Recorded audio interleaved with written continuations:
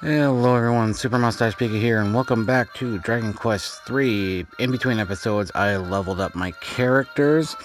Lollipie is up to 7, Kurokin and Sadas are up to level 6, and Akirou is up to level 5. I did not purchase any equipment in between the episodes, though Sadas and Akirou have gained a couple new spells. Akirou has Frizz now. Sadas has Accelerate, which is basically you increase each party member's agility by 100%. So you double their agility for during the battle. Anyways, in this episode, we will be exploring the Tower of Dreams, or Najima's Tower. But first we have the battle here with a Stark Raven, a Ant Nibbler, and a Toady. Pretty much basic enemies. We are getting about to the point in the game where we will be soon leaving the kingdom of Alahan. But first, before we explore the tower, there are a few things we can do down here. Now, in the last episode, I explained that there were 3 ways to get to the Dream Tower. One was through the cave that we went through, the Cave of Prosperity, I believe it's called. The other is there's a location southeast of the village of Reeve, and there's one more that we can't really access to, but it does become a good shortcut after we receive a certain item on the kingdom here, or the island here. But if we go up these steps, and if you hear that music, we're in the castle. But we can't get through because we don't have the key. So that is the other way you can get through this area, which makes it a lot faster to traverse the island between the kingdom of Alahan and the village of Reeve, and then also to get to the Najima Tower if you're running low on MP, or if you wanted to purchase new weapons or armor. But I have pretty much everyone with the weapon and armors I have now.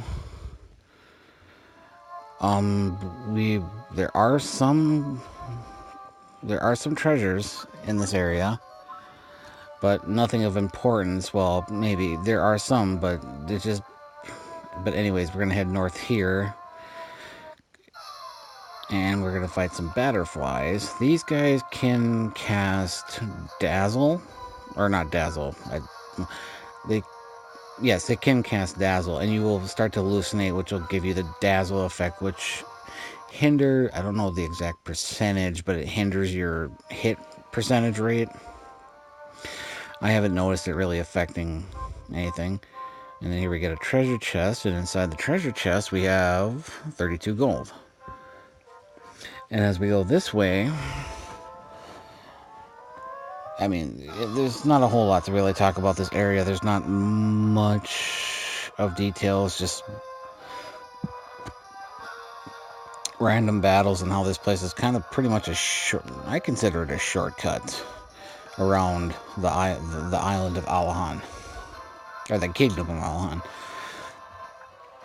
But I hope you guys are enjoying this series so far. I mean, this is only the 3rd episode in, but I'm hoping that everyone will continue to enjoy this. And also, if anyone has any hints or advice, please share them. And here we have a door we can't access, but if we go up here, we are in this area, and it's like, oh, there's a building here, but there's another door we can't open. We can't open that till much later in the game, but if we leave, as you see up there to the northwest a little bit, is the village of Reeve. So if you needed to go there to get more armor and weapons, healing items, or anything, you could do that. But we will now progress our way to the tower. The tower is not very long. There are a couple treasures, as I mentioned. And then you will basically fight the majority of the monsters you will come across in this area. We will come across some new monsters. Not all of them. That's not until we get towards when we be to the next part of the after we complete this part of the quest. But anyways, if we go this way and if we go down the stairs here, there's a man here. And this is actually an inn. This is very convenient because if you are... I feel I'm a little over-leveled for this area. I think about level 4. If everyone's at level 4, you're good. As long as, you know, the hero and if you have a priest in your party has the heal spell, you should be okay. This way is a dead end. Some more ant nibblers. These guys are not very intimidating. As you can see by the HP and MP, you can see Lollipie and Sadas, though they don't have a lot of HP, they have extremely high numbers of MP at the current levels they're at. And I'm sure you're probably going to ask, well, why am I not casting more spells? Well, priests early on in the game don't have much attack spells, and Akirou can just reach level 7. Let's see. HP by 4, Strength 3, Resilience 2, Luck 1. So not a whole lot for a warrior, but the Strength is good. And the Resilience helps as well. He is not really much of a tank early on. Actually, Lollipie is my tank. That's why I have her second in the line. She's also almost one of the strongest characters I currently have, too, which is interesting for a thief. And with her high agility, she can avoid a lot of attacks and doesn't take a whole lot of damage. But we'll continue climbing this tower, and well, yeah, that's another thing too. Sometimes the encounter rate can be a little ridiculous. Like right there, I just took a step, and now I'm fighting an ant nibbler and a raven, a stark raven. But anyways, with everyone is currently equipped. Well, everyone but Lollipie are still equipped with copper swords. Lollipie has a bronze knife. I should be able to find a certain item in here that'll help me get a better item for Lollipie. If we ever find 40 coins, good to get more armor. Because before I head to the end area of this island, I would like to have everyone equipped with leather armors and leather helmets and leather shields. There's really not much for the classes I have. The tortoise shell and the other armor at Reeve for a fighter and a merchant. And never get mini medal, I believe, number 4. I'm going to check here. I believe that's mini medal number 4. I know when I get 5 mini medals, there's another item I can get at Max, who's the mini medal guy in the well. Some more Stark Ravens. A little more, because about a month ago I purchased this game for Android and iOS. I guess they used to have it where the enemy characters were animated, but I guess they changed that. I do recall and remember playing, I think, the Super Famicom version on with an emulator that I think some of it was, I can't remember if it was animated or not, but it feels like it was. I know, and later on, like with the DS and the 3DS, with like Dragon Quest 4 and on, that the monsters did have animations in battle. I mean, even Dragon Quest 8 on the PS2 did. I believe so did Dragon Warrior 7 on the PlayStation, on PlayStation. There I used Accelerate, just increases everyone's speed, so it makes it faster so they will probably attack sooner in battle. Yeah. But yeah, that's about, I mean, there's not a whole lot. 4th of July is coming up around next week. I am hoping to get a couple more, at least episode 4 and possibly 5 up within the week. And then after that's as far as I got for having to edit and do post commentary. Here we have another monster, bubble slime or a babble.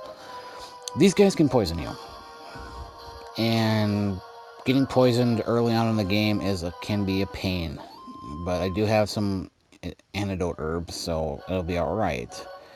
Uh, the areas I'm not going to, there's nothing there. It's just another path. But I'm trying to get all the treasures here. There's a chimera wing. To the path to the north, it loops around up and to the left and around, so there's nothing up there. But yeah, I'm hoping by episode 6, episode 6 will not have post commentary. I'm gonna try to get do the commentary during gameplay. Right when I first did these first couple of episodes, I had recorded them, but then because of my busy work schedule, I had to do post commentary. So here we got some more butterflies. These enemies are really no problem. Lollipie is doing double damage already. I think Kuroken and Akirou is too, and Akirou just reached level 6. So it's HP by 5, MP by 1, Strength 2, Agility 3, Resilience 2, Wisdom 1, 0 Luck. So that was a decent level up. I can't remember if the level ups are random, like the stats are random. As you can see here, it's like, oh, there's a door, but we can't get through it. It's locked, but there's a man inside. How well, he must be the man who has been waiting for us. So let's see if we can find a way through. I believe I did come across a flight of stairs earlier. So let's head that way and see what we got, where that leads us to. And here we have some new enemies, Waspians. These are probably some of the strongest monsters in the Alahan Kingdom area. High HP, high attack, not much defense though. As you see there, it took damage for 5, but I was able to, two of my characters were able to do double damage. They have about, I think, 12 or 13 hit points, so if you were here in this tower at like half the levels I'm at, if you were here at like level 3 or level 4, those guys could be a problem. Same with this guy. I'm not even going to pronounce that. Prestidigitator, basically a magician. They'll cast Frizz. As you see there, 7 damage. 15, so about, yeah, they have about 20 HP. They can cast Frizz at a low level that can hurt you, and we actually steal a vial of holy water. As I mentioned before, the thief can steal items after battle. If we talk to this guy. He's asleep though, and he's so he's coming last. It's Akirou, isn't it? I've dreamt so many times of giving you this key. Heaven alone knows why, but it must mean something. So here, go, 1 thief key. And this is the thief's key. It will help us open all the red doors that have been blocking our way. And he talks about how books can influential your personality. So if we check the bookshelf here, well, this one doesn't have anything, but if we check this one, it contains a copy of the Girl's Own Annual. It's a female only, but it's not, I cannot remember what personality it gives your a female character, but it's not very good. Anyway, since now we're open the door, so in the next episode, we will travel around the kingdom and open all the red doors. Till then, have a nice day.